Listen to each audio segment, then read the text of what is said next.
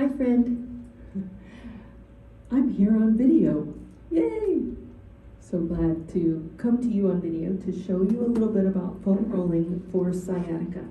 A lot of people have been talking to me about sciatica recently, and I myself have had issues with it over the years.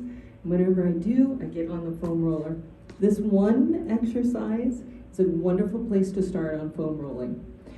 You can help to loosen up that piriformis muscle that sometimes presses down real hard on the sciatic nerve, pinching it off and causing pain down the leg. So if you know if you have sciatica, this is a great thing to do. Just grab a foam roller. The affected side, in my case it's my left, I'm going to sit on it on just one side of my hip with my knee pointing in the same direction the foam roller's directed at. I'm going to cross that leg over the other. Now, I'm supporting myself with my arm over here. Being careful to have good posture. I can just keep my hand here on the leg just to hold. And now I roll.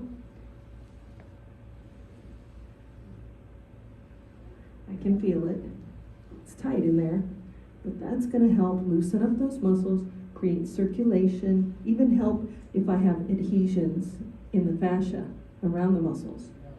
So you're just going to do this 5 to 10 times at a time. So you're not over rolling, just back and forth. And if you find a spot where, oh, it's a little more painful, maybe just kind of hover over that for a few seconds, breathe, and then give yourself a break. You can do this a couple of times a day. You can even come back and do it the next day, a couple times a day. You'll see a decrease in pain. I've always been able to use this and it's been very helpful, very healing. All right.